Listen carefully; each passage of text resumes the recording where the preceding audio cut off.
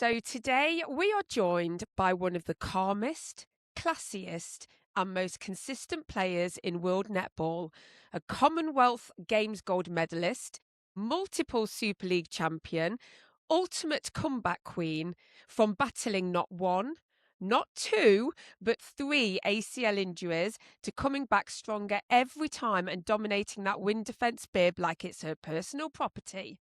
She's the heartbeat of Loughborough Lightning, a key rose for England, and proof that resilience really can be redefined.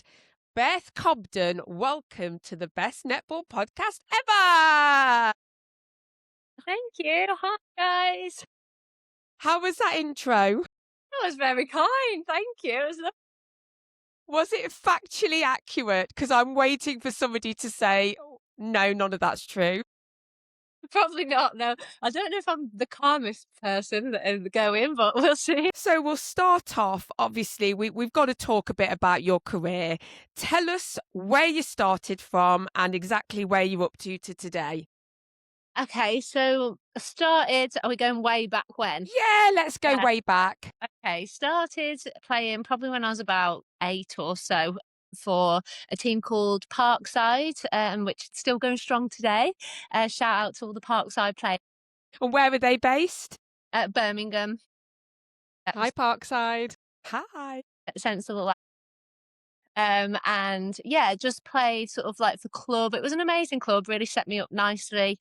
And then I got onto the pathway sort of like through county, and then kind of went on from there, played for West Midland Warriors, got an England trial sort of under 17s, and which was successful for. And then I just kept going really, went under 19s, under 21s, and then had a little break sort of like before I got into the England squad. I wasn't kind of making the seniors after under 21 at that point. Like I think I came in it when I was about 23, 24 when I first got in it. And then yeah, still going today. Trying. It's amazing. So tell us about your Commonwealth gold back in 2018. Talk us through it. Oh, yeah, where do you start? It was such an incredible, it was just an incredible tournament, and the whole thing, like we went to Sydney for a month before and had a training camp there, and then we went into the village at Gold Coast, so we had sort of like a 6-week tour all together. And yeah, it was one that, you know, we always sort of thought we could do it, and we were coming really close to Australia, New Zealand. We'd beaten New Zealand quite a lot in the run up to it, and I don't know if we'd actually ever beaten Australia, but we were kind of losing by like one goal. So yeah, Wow. for us to be able to put it out on the day and get that win in Australia, it was like green and gold in there. And yeah, we silenced it. It was amazing. How did you celebrate after that? Oh, we had like to do loads of media stuff at first. So I remember we went to the beach and did some media things. And then afterwards we went to like a big casino. All the friends and family were invited. I think I had about 2 hours sleep, and then we had to go the next day. Wow. Amazing. So did you lose lots of money in the casino? No, I don't think it was like a big bar sort of thing. I didn't end up on the machines or whatever goes on in there. But yeah, we had a brilliant night. Carla, would you like to speak or shall I just carry on? I'm just conscious of the builders, which will cut out any noise. So you're often described as one of the smartest players on court. How do you mentally prepare for the big games? I also get called that, by the way. How do I prepare? I think like I like to know what I'm going into. So I do a lot of like video analysis going into it and making sure I've got just like a couple of key things that I can refer back to. But yeah, for me, like the big games is just something that I've just always like loved to do. And it's not something that really worries me. I love that part, and that's like the best bit for me, like playing in a final or playing in the international games. Like there's nothing better than going and playing against Australia. So yeah, I think just as soon as you get out there and that crowd and the atmosphere is just so amazing, I love it. I thrive off it. It's great. So what's your pre-match ritual? Like mine, obviously, I have to go for a nervous poo. Yeah, there'll be a few of them probably. I don't really have a ritual, I don't think. I'm a big eater. I think I'm just like constantly eating loads of food. I find if I don't eat enough, I'll get cramp. So yeah, probably just sort of stuff in my face. I'm so going to use that excuse from now on. It's I a great need a third portion of that pudding because if I don't, I'll get cramp. Exactly. What's the team culture like at Lightning? Who's the joker and who's the motivator and who's the quiet assassin? Ooh, it's a great culture, and I think it's something that we have always kind of like seen as one of our strengths. And then I know we've had like a core group stay together for a long time, and there's a lot of other players coming in and out. So Joker's got to be Sammy. Sammy's always having a laugh. She's always doing just dancing or yeah, like breaking it down in the changing rooms, keeping us entertained. Quiet assassin. Maybe Alice, actually. Alice is like one of these that like she's not a dead loud character, but she comes out with some real gold, some good one-liners. And what was the other one? The motivator, who motivates everybody. Nat, probably. She's always there with a big foghorn voice. You've played alongside and against some of the best in the world. Who's been your toughest opponent and why? Yeah, it's a tricky one, this. I think like I think playing against the diamonds is definitely the hard thing. So I guess Liz Watson, she's she's just so strong, and I think she's the sort of player that she just wants to completely like control the attack. She wants to have that ball and just completely play mate down that end. So yeah, I think she's just the real core of that attacking end. So you know that you've got a massive job against her, because if you can shut her down, then like that'll have a massive impact on the rest of their attacking lineup. And yeah, she's strong, really strong. Have you ever tripped her up on purpose? No, not on purpose. I'm sure I've probably given a few elbows here and there. You've worked under some really incredible coaches. Is there any in particular that stand out, and is there anything they've said to you that's really resonated? Oh, I've had loads of brilliant coaches. I think Liv Murphy has probably been for me kind of on a personal, like my actual playing ability. She's taught me loads, and she was a centre wing defence herself, and she's like just knows the game inside out. And I think that just having her as a coach at Loughborough, and she's been there at England as well. I think I've learnt so much from her. And then like Tracy was probably she's given me so much opportunity. Like I don't know if I would have ever played for England if it wasn't for her. And yeah, she's like very tactical, and it's kind of like a lot. I've learned a lot about sort of like a team dynamic and culture and tactics from her. So you get lots of little things from people everywhere. But I'd say like those two have just had such a massive impact on me and my career. I mean, don't you find sometimes it's not even coaches where you might get some really good advice from? Yeah. Family, it's so many different types of people, isn't it? Yeah, so many. Like my mom's a massive role model, and like my boyfriend, because like it's like my psychologist when I come home and I'm crying about something, or there's so many people that help you, and your teammates. Like I've learned so much from so many of my teammates, and there's so many of the girls that just like are inspiring, and you see how they are, and you think, okay, that's like what I want to be like. And yeah, I think there's just so many people that you can learn from. So you've just got to kind of be open to it and see when you see something you like, think, okay, that's what I want to be. How do you see the sport evolving in the UK and globally? Well, I think hopefully it's going to keep going from strength to strength. I think the fact that we've professionalized it this year has been a really exciting move, and like developing the game with the 2-point shots is brilliant. It's what we need. It needs to get better at the top end. Like our grassroots is really good, and all the girls coming through now, the young ones are really talented and really skilled, better than what we were by a mile. That's really exciting.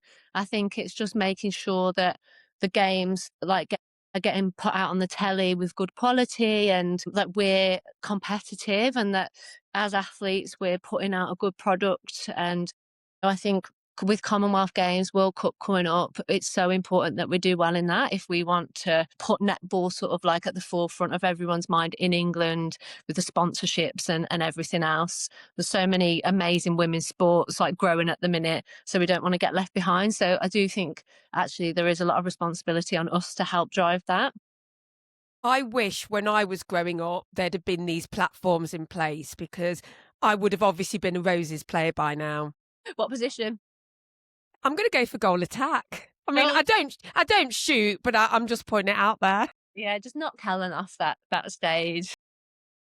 So, want to talk to you a little bit about your injuries. A lot of our listeners are going to resonate with this. So, you've obviously come back from having 3 ACL injuries, which is unbelievable. What kept you going through the rehab actual periods? Yeah, I think I just love playing netball, and I think the fact that we get to do it as our job is brilliant. And I kind of never felt like I'd achieved what I had wanted.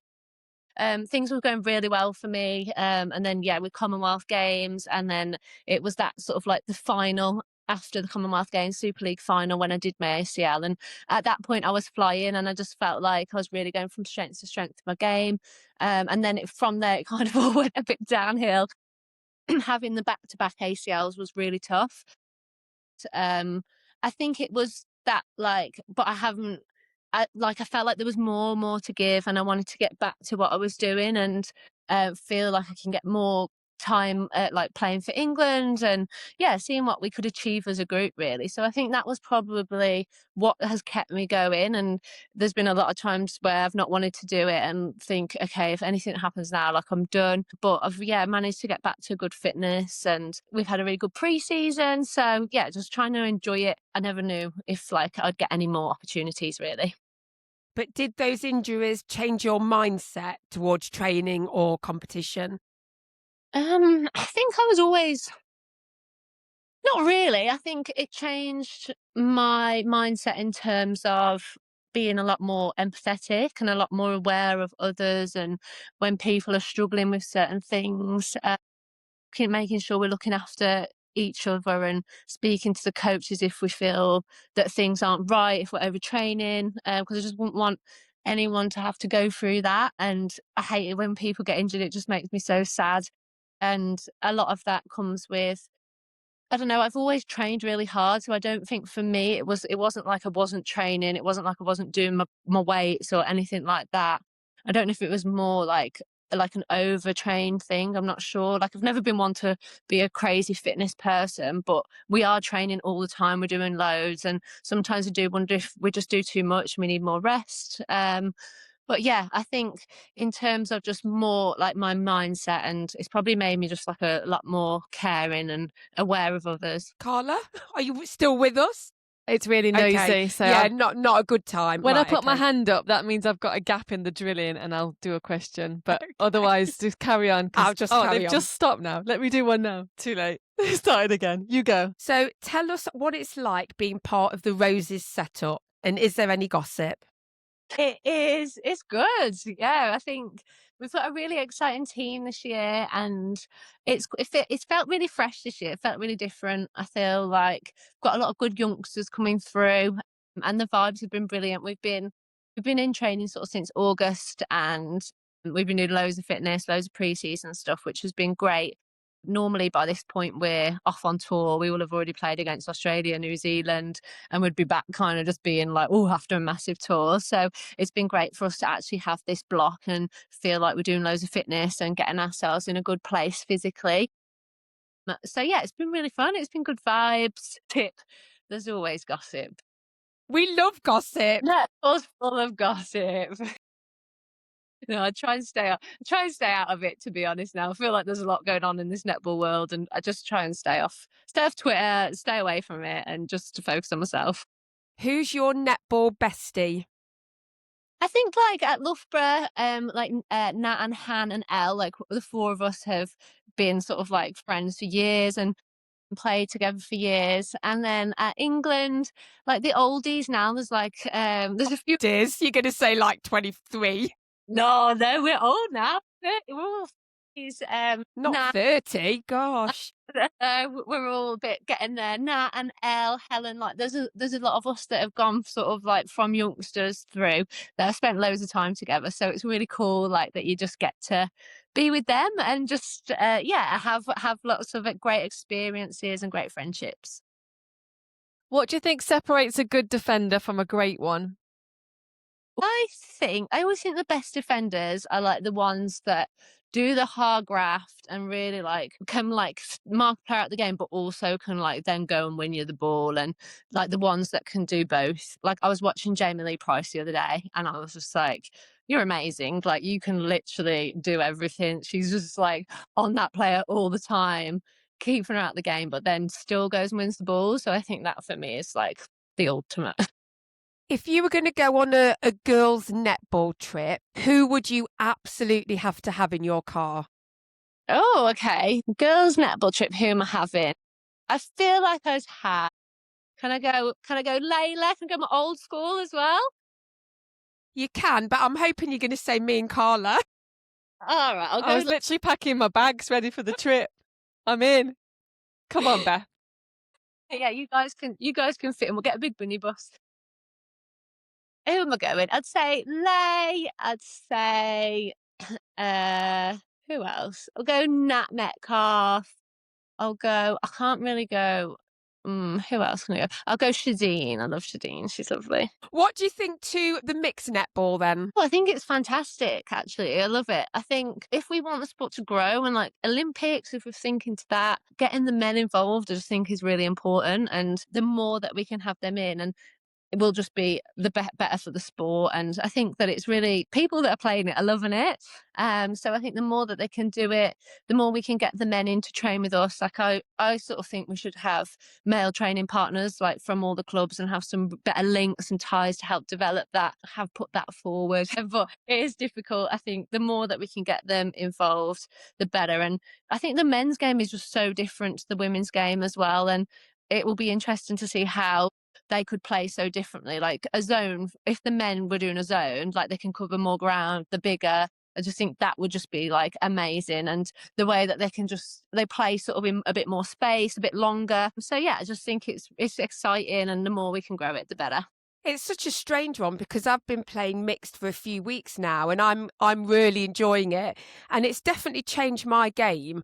When I'm defending now, honestly, it's like there's no barrier. The men are going to get it much harder than the women do. Yeah, it's it is a bit. Sometimes it's a bit scary. Like we often get the men to come in and play against us, and I do sort of like, well, no, God, please don't hurt me. But I think a lot of the time they're just a little bit more fearless, and they'll just like go for stuff a little bit more, go for challenges a little bit more. So yeah, sometimes I'm a bit like, God, don't hurt me. But I think the more they play and the more they learn what they can go for, what they can't go for, yeah, the better it will get. They can just get to stuff that women can't, like with their athleticism, the difference in it. So it just kind of keeps you really honest, makes you make sure like all your release points are really good, that your passing has got to be like really accurate, and you've got to be completely free. Like you can't kind of like a 50-50, which will get there potentially with a woman there, like probably won't get there with a man. So yeah, it is good. It's good to feel that difference, and it's good for us like coming up against Jamaica. Like they're similar in a way. You can't put in the same balls. Like I know Shamira's just had a baby, but if Shamira Sterling's there, like it is a different game. So I think it's really good to have that as well, just when you're coming up against the real like world class female athletes. Yeah, I couldn't agree more with all of that. Yeah. Carla, any more questions? Should we go on to the yes no game? I think I'm just conscious of the time. Have you heard about this? Yeah, I might have. Have you been practicing? I have not.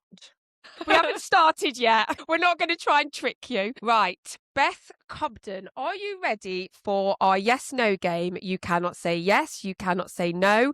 You cannot hesitate. And I don't want to see you shaking your head. I am. Start the timer, Gary. Started timer. Do you know what no means? I do. Would you say yes to that? Potentially. Are you trying not to say yes or no? Might be. Is your favourite word no? Possibly. Would you like to stop playing this game? I really, really would. Are you thinking of a word you're not supposed to say? Maybe. Do you think I'm winning right now? I don't think so. Would you like me to go easy on you? I really would. Do you sing in the shower? I love belting it out in the shower. Have you ever Googled yourself? Of course. Do you wear socks with sandals? I have never done that. Have you ever texted the wrong person? Definitely. Who was it? My mom? Have you ever cried over a TV commercial? I'm a big crier. Do you talk to your pets like they understand English? I don't have any. Do you not have any pets? I do not. Why not? Unfortunately, my cat died. Well, that's so sad. So are you a dog lover or a cat lover? Both. Would you survive on a reality TV show? I'd win. Why do you think that? Because I think I'll be good at it.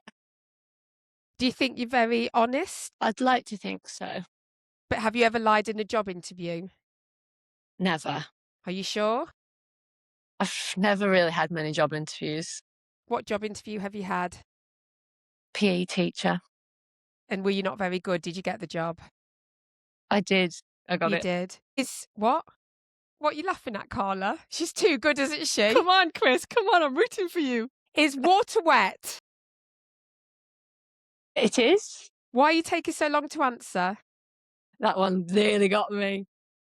Is a hot dog a sandwich? It's a... Are you hesitating? I did. Why did you hesitate? I was thinking about what a hot dog is. What do you mean what a hot dog is? Don't you know what a hot dog is? A sausage and some bread. Don't tell me you're a bit thick.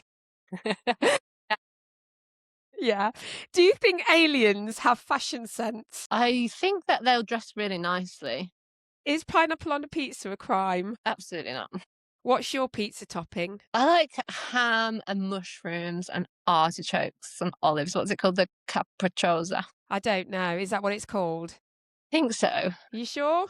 My Italian accent. Do an Italian accent for us. Capricciosa. Oh, that's rubbish. It's good. If animals could talk, would cats be polite? They would not. Why not? I feel like they've just got a bit of sass. Have you got sass? Not really. Do you think you're good at this game? But I'm better than I thought I was going to be, actually. Yeah, I'm really surprised, I have to say. Do you think you might be top of the leaderboard now? I hope so. Can you lick your elbow? I can't. Have you tried properly? You didn't look like you were trying to me. I did just try then. Are you sure? Couldn't me. Are we the best podcast ever? Yeah! Hang on 4 minutes, which is actually the deadline for when the game stops. So literally 4:00:00. That was incredible. Yeah, that was incredible. Have we had another 4-minute, Carla? No, we haven't. Wow. You made me sweat. You're not meant to make me sweat. I am sweating a little bit right now. Have I just what? You're Well, top of the leaderboard now, I currently, believe. yeah. Thanks. So the cut-off is 4 minutes. If you make 4 minutes, then yeah, that's Okay. like... Thanks. Well done, you. That was absolutely awesome. And Forget those netball. questions New are career. so random. They're meant to just confuse the hell out of you. God. Beth, it's been an absolute pleasure. No, thank you. Thank you very much for having me on. Thank you so much. We really appreciate your time, and everything you're doing is amazing. We can't wait to see what next season brings for you. Thank you. Cheers, guys.